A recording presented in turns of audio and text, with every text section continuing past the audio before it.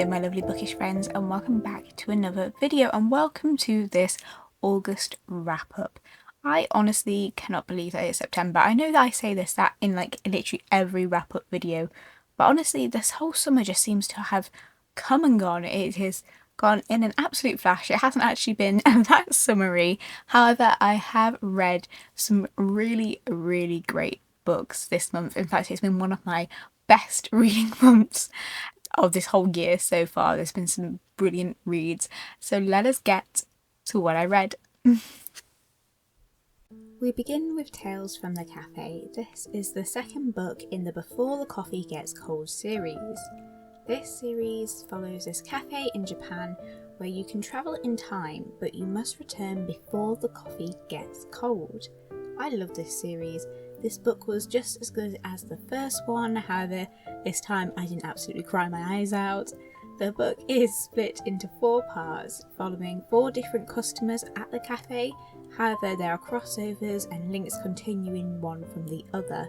It's a very easy and very tender read, and I highly recommend giving this series a go if you haven't already. Next was the final volume in the manga series Orange. This follows a group of friends who each receive a letter from their future selves telling them that they need to save the new boy in class. The main part of the story actually happened in earlier volumes. This is more like a sequel to show what the friends group gets up to and like how they grow and stuff like that. And honestly, it's just wonderful. I love this series, and it's one of the first mangas that I really got into, and I got so emotional reading this final volume. And I just love this friendship group and the message of this story.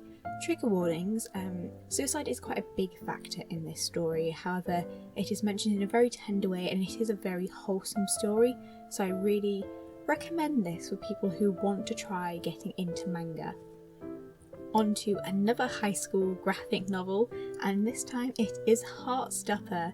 The tagline really sums up this story, and it goes, "Boy meets boy, boys become friends, boys fall in love." This is an absolutely adorable BL love story that is again very wholesome, but also touches on a number of serious topics, so check your trigger warnings for this one. I wanted to read the whole series, so far, before jumping into the Netflix show, and neither disappointed. They were just so lovely. That is perhaps if I had to describe this book series and the TV show in one word, it would be lovely. Going back to Japanese literature, and we have Days at the Morisaki bookshop. I hope I pronounced that right, sorry if I didn't. This follows a niece and her uncle who owns a second-hand bookshop. Our leading lady, Denise, and her boyfriend announces that he's going to marry someone else. She then loses her job and falls into this slump. Then one day she gets a phone call from her uncle to ask her to come to the bookshop, and that's where this story leads off from. To be honest, there isn't loads of plot for this story, however I really loved it. I just flew through it. It was another really wonderful kind of wholesome read, and I just really liked it. This next one is a little different. So I read the fan-translated English edition of the Chinese novel Heart Protection. Now this is the novel from which the Chinese drama Back from the Brink comes from. Now I loved this drama and wanted to read the original work, so I found this translation, which is actually pretty good. And the story follows this cultivator who is kicked out of her sect and she's sent off into the world, but gets mixed up with this wounded sort of dragon who needs her help to rebuild his sort of dragon form. And yeah, I just loved this. I was obsessed with the drama, and I just binged that entire drama in like, I don't know, I think it was like 3 days, and I think there's around 40 or so episodes, so yeah, I absolutely loved it, and the novel didn't disappoint. I loved every moment, and I really hope that one day they'll release an official English translation, as I really want to like read and buy a proper copy one day. Like, take my money, I'm here for it, please translate it officially for me.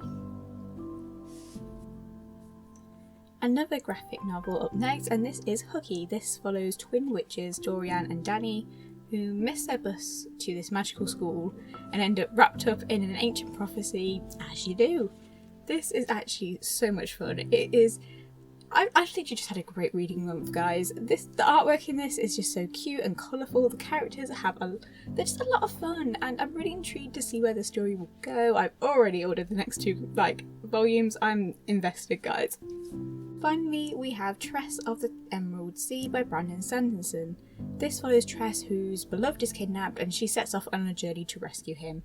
That's a very basic synopsis, but it sums it up quite well.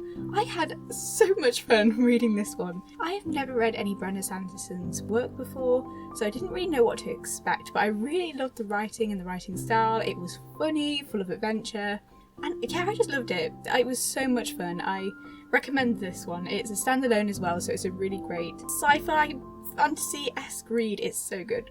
Check it out. So that was everything on my August wrap up.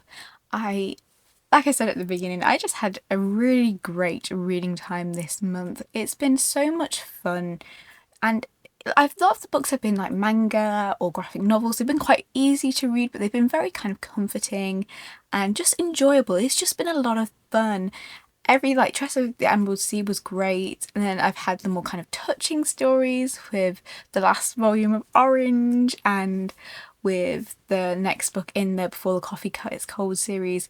There's been some tender reads, there's been some fun reads. It's just been a great time. However, as you've seen, once again, I have not read a book from my TBR that I said at the start of the year.